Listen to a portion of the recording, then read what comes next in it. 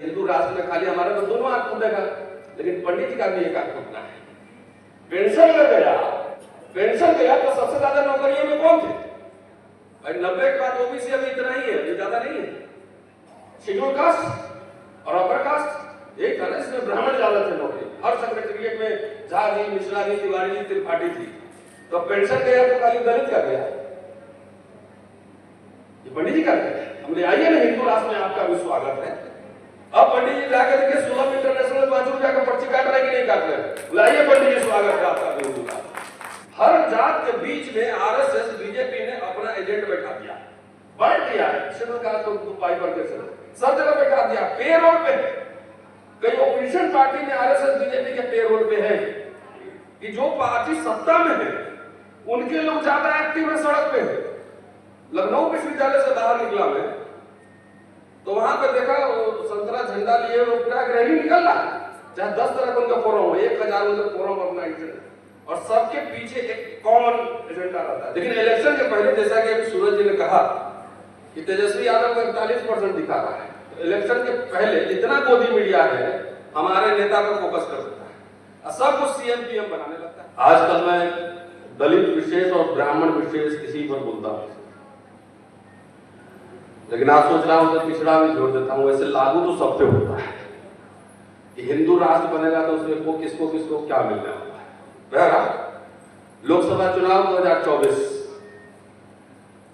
हम लोग अपने खर्चे से, अपने जेब के खर्चे से बिहार और उत्तर प्रदेश में घूम रहे थे और सोशल मीडिया, यूट्यूब सब उसके गवाह है। और ये बात मैं इसलिए कहना चाहता हूं, और प्रसाद साहब को मैंने कहा तो उन्हें ठहर जाइए, सुन लीजिए तब ठीक रहेगा। क्योंकि मुझे याद है 2002 में दिग्विजय सिंह के एक प्रोग्राम में गया था मैं भोपाल में, तो 3 दिन बैठे रहे, खाली लोगों को सुने, इंटेलेक्चुअल्स को सुने कि क्या कह रहे हैं, और 3 दिन के बाद आखिरी उनका स्पीच हुआ। और जहां भी मैं जाता हूँ आजकल तो बड़े बड़े जो लीडर्स होते हैं रहता हूँ, तो उनको दलित, बैकवर्ड, माइनॉरिटीज के इंटेलेक्चुअल्स, एक्टिविस्ट को नहीं सुनना होता है। वो सीधा जाते हैं, अपनी बात सुनाते हैं और सब लोग कट लेते हैं वहां से। ये होता है। तो चिंतन मनन कैसे होगा? ये कोई राजनीतिक सभा नहीं है, बौद्धिकों की सभा है। और जाहिर है कि सब लोग लीडर नहीं हो सकता है, लेकिन बहुत लोग प्रोफेशनल्स हो सकते हैं। और मैं 24 इसलिए याद दिला रहा हूं कि मैंने एक लीडर के यहां मैंने मैसेज भेजा था कि जितने ये यूट्यूब वाले भाई लोग हैं, इन लोगों का खर्चे का इंतजाम करिए, जोन बांट देते हैं और सबको फील्ड में उतारिए। ये सब आप ही के लोग हैं। लेकिन इलेक्शन के पहले, जैसा कि अभी सूरज जी ने कहा कि तेजस्वी यादव को 41% दिखा रहा है, तो इलेक्शन के पहले जितना गोदी मीडिया है हमारे नेता पर फोकस कर देता है और सब कुछ सीएम पीएम बनाने लगता है। इस चक्कर में हमारे लीडर्स बहुत खुश हो जाते हैं, जब तो हो ही गया तो बस बात हो गया, रिजल्ट आता है सामने। बहरहाल जो उत्तर प्रदेश में रिजल्ट आया, हमारे लिए सैकड़ों लोग थे जो गली गली, मोहल्ले मोहल्ले में, अपने मित्र धर्मेंद्र जी की कॉन्स्टिट्यूंसी में भी था 2 दिन वहां पर, और बोल रहे थे, लिख रहे थे, यूट्यूब पे बोल रहे थे। सिर्फ ये कहना है कि आप अपने लीडर्स को कहिए कि मैंने ये कहा था कि अगर सोशल ऑर्गेनाइजेशन, जैसे ये organisation, social media, social activist और जितने इस तरह के इंटेलेक्चुअल्स काम कर रहे हैं, अगर इन सब का कोऑर्डिनेशन बन गया रहता तो आपकी सरकार उसी समय बनने जा रही थी, उसी समय बनने जा रही थी। और कई बड़े लीडर से मेरा नाम यहाँ लेना ठीक नहीं है। मेरे साथ 25 स्कॉलर्स, इंटेलेक्चुअल्स, जर्नलिस्ट सब मिले, कई शहर में मीटिंग थी कि एक सिस्टम बनाइए, information is power, knowledge is power. आप क्या मंच पे बोलेंगे, कहां आप बेंगलोर में क्या बोल रहे हैं, पटना में क्या बोल रहे हैं, लखनऊ में क्या बोल रहे हैं, हर जगह के मिजाज के हिसाब से कुछ भाषण तैयार होता है, एक ही रिपीट नहीं होता, एक बेसिक बात तो रहता है। तो इसलिए चूंकि लीडर्स यहाँ बैठे हुए, तो अपनी बात हमें कहनी है कि चिंतन मनन, वर्कशॉप, डिस्कशन, डिबेट, अम्बेडकरवादी राजनीति से अम्बेडकर गायब है, उसमें कोई बहस नहीं हो रही। समाजवादी राजनीति से समाजवाद गायब है, न लोहिया पे बात हो रही है, न किसी और पे बात हो रही है, न मार्क्स पे बात हो रही है, न लेनिन पे बात हो रही है। कोई आइडियोलॉजिकल डिबेट नहीं है, सिर्फ कॉर्पोरेट क्या कंट्रोल करेगा इस देश में, सवाल ये। मैं 8 तारीख को बिहार में था और 9 तारीख को लखनऊ में था, और आप सरप्राइज होंगे कि जो पार्टी सत्ता में है उनके लोग ज्यादा एक्टिव है, सड़क पे है। विश्वविद्यालय से बाहर निकला मैं, तो वहां पर देखा वो संतरा झंडा लिए वो पूरा रैली निकल रहा है, चाहे 10 तरह का उनका फोरम हो, 1000 उनका फोरम अपना एजेंडा, और सबके पीछे एक कॉमन एजेंडा रहता है। जैसे अभी बाबा लोग गाइड कर रहे हैं बिहार में, लेकिन अपोजिशन पार्टी को काउंटर करने के लिए कोई स्ट्रैटेजी है? हमारे जैसे लोग भाई अगर 70 साल 75 साल की समीक्षा करेंगे तो जाहिर है मैं जो बोलूंगा किसी के पक्ष में जाएगा, किसी के विपक्ष में जाएगा, लेकिन जिसके पक्ष में जा रहा है वैसे लोग क्या इस तरह के लोगों का एक संगठन, एक अम्ब्रेला बना के, आरएसएस के पास 100 संगठन, उसको फंडिंग भी होता है, बीजेपी से और गवर्नमेंट से फंडिंग होती है, बकायदा उसके रहने जाने खाने सब कुछ का इंतजाम होता है।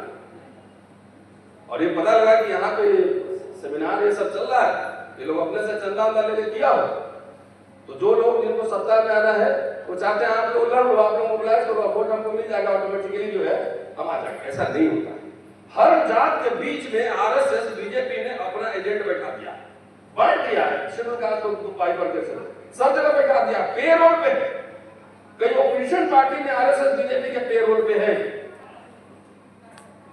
जो काम रहते तो समाजवादी में, आरजेडी में, कांग्रेस में, और उनका आइडिया अगर सुनिए सोशल मीडिया पे चाहे कहीं पे, तो उनका आइडिया भाषण तो सब जाता है किसके फेवर?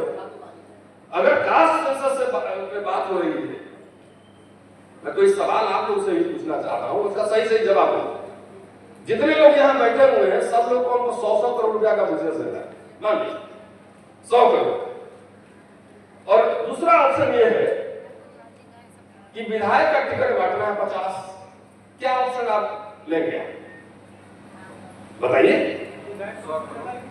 विधायक का ज्यादा लेंगे तो विधायक तो उत्तर प्रदेश में प्रसाद जी 400 की नहीं बनना है, और अब पति तो हम हजारों बना सकते हैं, इस समाज में कोई डिमांड ही नहीं। मैं ये सवाल तो इस सभा में पूछता हूँ, तो राहुल गांधी तो लगातार कर रहे हैं जाति जनगणना कराएंगे, इंडस्ट्री में हिस्सेदारी देंगे, इसमें हिस्सेदारी है, कोई समाज में हलचल है? वही राहुल गांधी अगर सभा में बोल दे पटना के बापू साहब के सभागार में, चाहे इसके मेमोरियल हॉल में, कि हम सबको राष्ट्रपति बना रहे हैं और 40 एमपी का टिकट बांटना, आपको क्या चाहिए? 100% मैं कह रहा हूं कहेगा कि हमको 40 एमपी का टिकट चाहिए। तो जिस समाज में एंटरप्रेन्योरशिप नहीं है, जिस समाज में उद्यमी बनने का नहीं है, जिस समाज में ड्रीम नहीं है कि हमारा प्राइवेट जेट हो, शेयर मार्केट में हमारा कंट्रोल हो, विश्वविद्यालयों को हमारा कंट्रोल हो, तो समाज कैसे बनेगा? सबको नेता बनना है।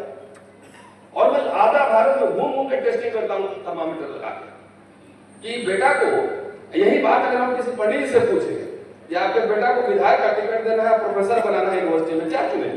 तो बोलेगा प्रोफेसर बनाना। लेकिन हमारे लोग को चस्का नेतागिरी का ज्यादा लगा हुआ है, सबको खाली टिकट ही चाहिए, खाली सीएम पीएम बनना।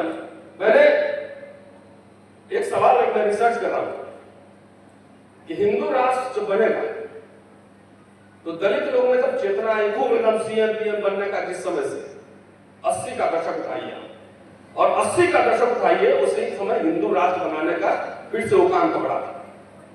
और कौन? आरएसएस जनसंघ, जो कि संविधान को नहीं मानते थे, जिन्होंने अंबेडकर और नेहरू के पुतले फूके, संविधान के खिलाफ लेख लिखे, तो 2 पैनल एक साथ चल रहा है। एक सीएम पीएम बनने का कि देश में हम आरक्षण देने वाला बनेंगे, हम ये बनेंगे, हम वो बनेंगे, अपने पास कुछ नहीं है नौकरी के सिवा, सरकारी नौकरी के सिवा। दूसरी तरफ चला हम हिंदू राष्ट्र बनाएंगे। तो मैंने पूछा कि हिंदू राष्ट्र में क्या हालत होगा? पंडित नेहरू जबकि गरीब मुल्क था भारत, तो उन्होंने शिक्षा दी फ्री में। लखनऊ में मैंने हॉल में पूछा, वो साहित्य संगीत अकेडमी के हॉल में प्रोग्राम, हमने पूछा कितना फीस देके पढ़े? बोला 6 पैसा पर महीना। स्टाइपेंड मिलता था 144 रुपए साल में, तो हमने उस पैसा से तुम्हारा घर भी चलता? बोला हाँ चलता था। और नए लड़के बैठे हुए थे बीबीए यूनिवर्सिटी के, हमने कितना पैसा लग रहा है बाबू? तो बोला 8000 पर सेमेस्टर। आई दूसरा बोला 25000 पर सेमेस्टर। हॉस्टल नहीं देना पड़ता है पैसा, स्टाइपेंड नहीं मिलता। तो ये है हिंदू राष्ट्र। गरीब मुल्क ने पूरी शिक्षा दी, नौकरी दी, पेंशन दिया, और पंडित अटल बिहारी वाजपेयी ने तीनों छीन लिया था। हिंदू राष्ट्र में खाली हमारा तो दोनों आंख फूटेगा, लेकिन पंडित जी का भी एक आंख फूटना है। पेंशन लग गया पेंशन पे हम खाली बोल देते हैं, बंद करते हैं। पेंशन गया तो सबसे ज्यादा नौकरियों में कौन थे भाई? 90 के बाद ओबीसी अभी इतना ही है, ये ज्यादा नहीं है। शेड्यूल कास्ट और अपर कास्ट एक था ना, इसमें ब्राह्मण ज्यादा थे नौकरी। हर सेक्रेटरिएट में झा जी, मिश्रा जी, तिवारी जी, त्रिपाठी थी। तो पेंशन गया तो खाली दलित का गया, ये पंडित जी का गया। हमने आइए ना, हिंदू राष्ट्र में आपका भी स्वागत है। अब पंडित जी जाकर देखिए सुलभ इंटरनेशनल 5 रुपया का पर्ची काट रहे कि नहीं काट रहे? बुलाइए पंडित जी, स्वागत है आपका भी हिंदू राष्ट्र। आइए, हमारा जो होगा तो मुझे पता है, हम लोग तो मजदूर करके लोग तो मजदूरी कर लेंगे। हमारे लोग खुद ही चाहते हैं कि हम राजा बनेंगे, अन्य तो मजदूरी करेंगे। हमको नौकरी नहीं चाहिए, व्यापार नहीं चाहिए, संसाधन में हिस्सेदारी नहीं चाहिए, तो कोई बात नहीं। इसके लिए हम लगातार बोल रहे हैं, लगातार बोल रहे हैं। रोस्टर का आंदोलन हम लोग लड़े, कुछ पॉलिटिकल पार्टी ने समर्थन किया, नहीं किया, फिर भी हम लोग जीते ना। ये तो कह सकते हैं एक बड़ा आंदोलन हम लोग जीते, जिसमें हजारों हजार SC ST OBC बच्चों को नौकरियां मिलेंगी यूनिवर्सिटी। तो सवाल ये है कि ये हलचल पहले तो हम लोग देखते थे कि रामलीला ग्राउंड रैली से भरा हुआ है, लखनऊ का पार्क रैली से भरा हुआ है, पटना गांधी मैदान भरा हुआ है।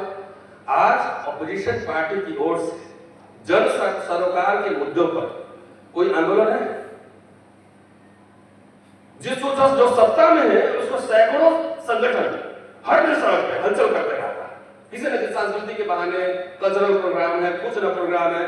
और हमारे लोग शिव जी के बराती की तरह जो है ना, इलेक्शन के समय उठते हैं भभूत दूध लगा के, या आज ही बस उसके बाद साढ़े 4 साल सोए रहते। आग्रह है कि ये सारे राजनीतिक प्रश्न सड़क पे, सोशल मीडिया में हम लोग लगातार इस बात को बोल रहे हैं, लेकिन जरूरत है कि जो ऑपोजिशन पार्टी है, खास तौर से जो लीडिंग पार्टी है, इस पर कंसेंसस बनाएं, लोगों को टेस्ट करें कि लोग रामलीला ग्राउंड में आ रहे हैं कि नहीं आ रहे हैं।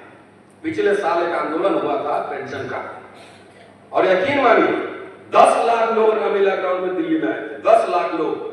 आप लोगों का टेस्टिंग नहीं कर रहे, टेस्टिंग नहीं हो रहा है।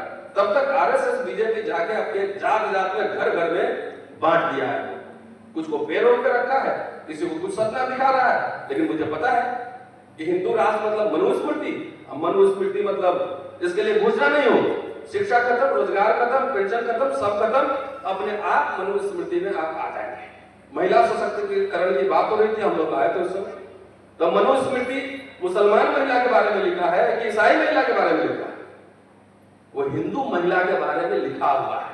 तो आप लोग अगर ऐसे लोगों को कि जो कि आपको उसी युग में ले जाना चाहते हैं और उसकी अगर पालकी हो रहे हैं, मैंने यही शपथ दिलवाई थी कि बाप भी खड़ा हो, भाई भी खड़ा हो, यादव है यादव जी, बीजेपी RSS से 1 लाख खर्चा करके मैं जाऊंगा प्रचार करने, हरवाऊंगा उसको। ये कमिटमेंट है। आपके बेटा को RSS बीजेपी टिकट दे देगा, आप ही में से बैठे जाके चुपके से उसका प्रचार करेंगे। आइए ना, हिंदू राष्ट्र में स्वागत है। सब कुछ खत्म, जितना थोड़ा मिडिल क्लास बना था, इंटेलेक्चुअल लोग बना था, पढ़ने लिखने वाले लोग, नौकरी खत्म हो जाएगी, सब खेत में जाके काम करेंगे और चर्बी भी गल जाएगा, BP शुगर सब ठीक हो जाएगा, अपने आप सब सही रहेगा। पंडित तो खुश है कि सब राजपुरोहित बनेगा। मैंने समझाया कि राजपुरोहित सब नहीं बनोगे। अगर सरकारी नौकरी खत्म हुई, एयर इंडिया प्राइवेटाइज हुआ, तो जहां 1 लाख मिल रहा था, अब जाकर पूछो प्राइवेट में तुम्हारे बच्चों को कितना मिल रहा है? 30,000 रुपया पे काम कर रहा है। प्राइवेट सेक्टर वाला 15,000 पे काम कर रहा है। तो सारे सवाल आइए हमारे यूनिवर्सिटी में दिखाते हैं। तो आइए ना, हिंदू राष्ट्र में आपका भी स्वागत है। पंडित जी, अच्छा लगेगा आपको भी। सारे रास्ते जा रहे हैं सीधे कॉर्पोरेट के पास, अडानी अंबानी के पास, और आज न कल उनके खिलाफ लाइन ड्रॉ करना पड़ेगा कि क्या हम सोशलिज्म, सेकुलरिज्म, इंडियन रिपब्लिक में बिलीव करते हैं कि नहीं करते हैं, यह हमें तय करना पड़ेगा। शुक्रिया, थैंक यू।